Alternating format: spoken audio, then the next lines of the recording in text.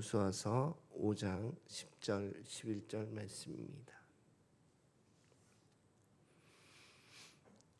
함께 한 목소리로 합독하겠습니다. 시작. 또 이스라엘 자손들이 길갈에 진쳤고 그달 14일 저녁에는 여리고 평지에서 유월절을 지켰으며 유월절 이튿날에 그 땅의 소산물을 먹되 그날에 무교병과 볶은 곡식을 먹었더라. 아멘. 오늘은 영적 전쟁의 준비라는 제목으로 함께 말씀을 나누고자 합니다. 이 가나안 땅 정복의 의미가 저는 한 두 가지로 이제 정리를 하고 있는데, 첫 번째는 하나님 나라를 세우기 위해서 온 거예요. 그러니까 창세기에 이제 아브라함에게 약속을 주어서 이제 민족 백성들을 사람을 만들고, 그리고 출애굽 과정을 통해서 시내산에서 율법을 수여하고 또 성막 제도를 통해서 또 하나님 섬기는 예배 의식 제도를 또 가르치신 다음에 그 법을 만든 다음에 이제 땅을 주시고자 하는 과정이 가나안 땅 정복이거든요. 그런데 이 땅을 정복할 때에는 하나님의 심판의 의미가 또 담겨져 있어요. 그것은 창세기 아브라함에게 이제 먼저 약속처럼 말씀하셨는데, 너희 자손 한 3대인가 4대 이후에는 다시 이 땅으로 돌아오게 될 거다. 왜 그러냐 하면 아모리 족속의 죄악이 아직 가득 차지 않았기 때문이다. 이런 말씀을 하시거든요. 그러니까 이제 하나님의 때가 되었다고 하는 것은 아모리 땅에 아모리 족속의 죄악이 이제 가득 차서 심판의 때가 이제 이르렀다, 이 의미를 갖는 거예요. 그래서 그토록 뭐 한 사람도 뭐 남녀노소 남기지 말고 싹 다 멸절해라 하는 명령이 나오는 것은 하나님의 심판의 의미가 있기 때문에 그렇고, 또 내일 함께 나누겠지만 온전히 바쳐진 것이라는 의미를 담고 있습니다. 그래서 그 가나안 땅을 정복할 때에 하나님께서 세 가지를 이제 준비시켰는데, 첫 번째는 할례를 행하게 함으로 준비시키시고, 또 두 번째는 유월절을 지키게 함으로 또 영적 전쟁을 준비시키시고, 또 세 번째는 군대 대장이 여호수아 앞에 나타나게 함으로 영적 전쟁을 준비시켰어요. 이 세 가지 내용이 무엇인지 한번 살펴보겠습니다. 함께 말씀 읽겠습니다. 시작. 여호수아가 보싯돌로 칼을 만들어 할례산에서 이스라엘 자손들에게 할례를 행하니라.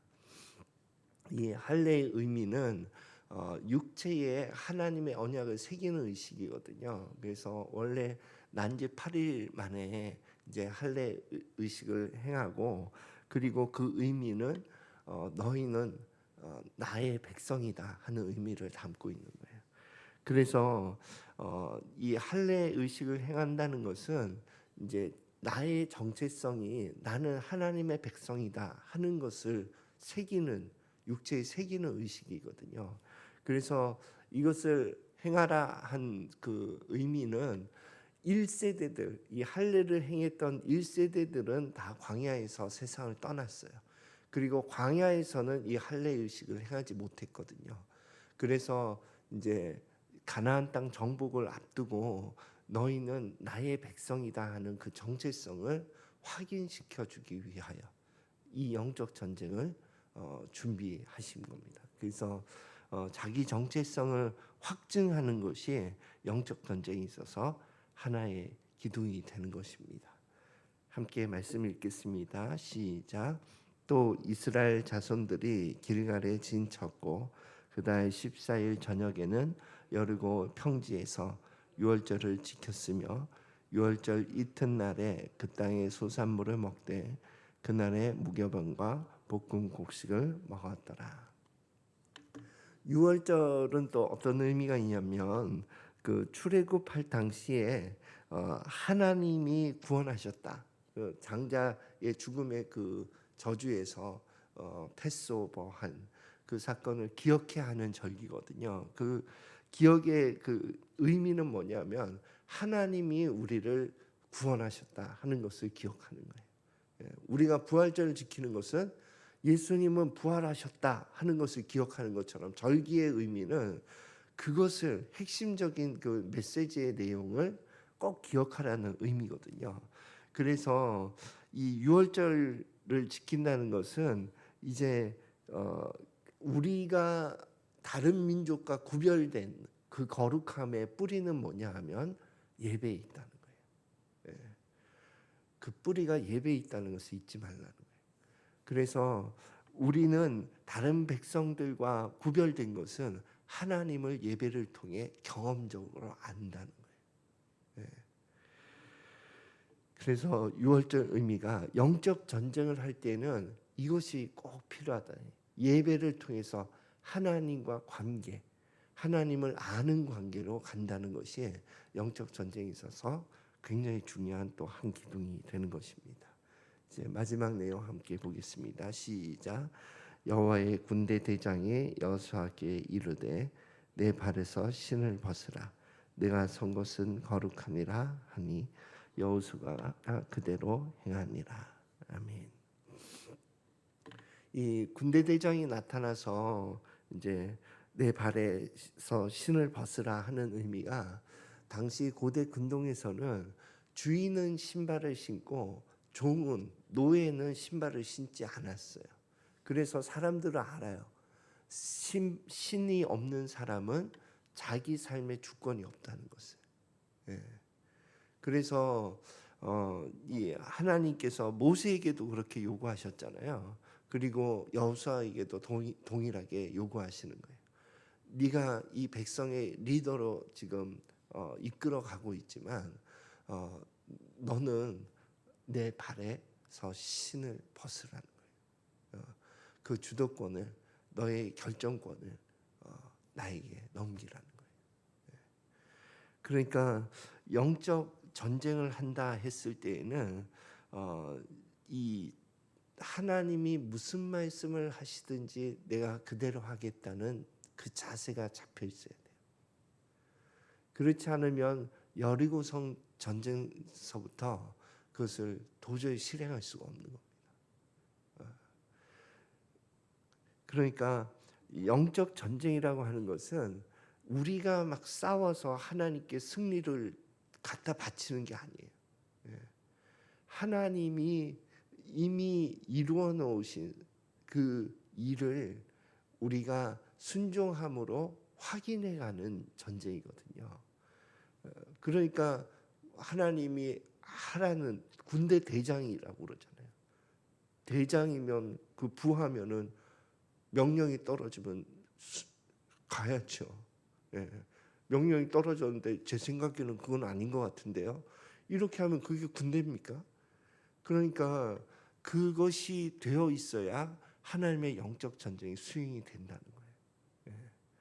그러니까 오늘 이제 말씀을 통해서 이 세 가지가 이 개인의 삶에 또 그 공동체 가운데에 준비가 되어져 있어야 영적 전쟁이라고 하는 것이 가능하다는 거예요. 그래서 첫 번째는 나는 오늘날에는 나는 하나님의 자녀입니다 하는 것이 정체성으로 딱 잡혀 있어야 돼요. 나는 하나님의 자녀입니다. 그것이 잡혀 있어야 되고, 두 번째는 나는 예배를 통해서 하나님을 압니다. 그게 예배의 삶 가운데 이렇게 자리가 잡혀 있어야 돼. 그래야 내 삶 가운데도 이 공동체의 삶 가운데도 영적 전쟁이라는 것이 가능한 것이 되는 겁니다. 그 전에는 하고 싶어도 못 해요. 하고 싶어도. 세 번째는 이제 하나님의 군대 대장이 우리 삶 가운데 또 이 공동체 가운데 딱 자리가 잡혀 있어야 돼. 그래서 저는 그 가나의 혼인잔치에 마리아가 했던 그 말씀을 항상 내가 내 마음 가운데 있어요. 하나님 무슨 말씀을 하시든 내가 그대로 하는 자세로. 이게 정말 하나님 말씀이라는 것만 분명하다면 내가 그대로 하겠습니다. 하는 것이 자리가 잡혀 있어야 하나님이 이끄시는 그 영적 전쟁. 하나님의 영적 전쟁은 하나님의 나라를 새롭게 세우기 위한 전쟁이거든요. 내 삶 가운데 이 공동체를 통해서. 그래서 이 세 가지가 우리의 삶 가운데 있는지, 또 우리 공동체 가운데 세워져 있는지 살펴보면서 함께 기도하는 저와 여러분이 되시기를 예수 그리스도 이름으로 축원드립니다. 기도하겠습니다. 하나님 아버지, 우리가 주님의 나라를 세우는데 우리의 삶이 쓰임 받기를 소원합니다. 그것을 위해서 우리의 삶 가운데 정말 세워져야 할 이 세 가지 준비들이 우리의 삶 가운데 세워질 수 있도록 은혜를 허락하여 주시옵소서. 감사드리며 예수 그리스도 이름으로 기도드립니다. 아멘.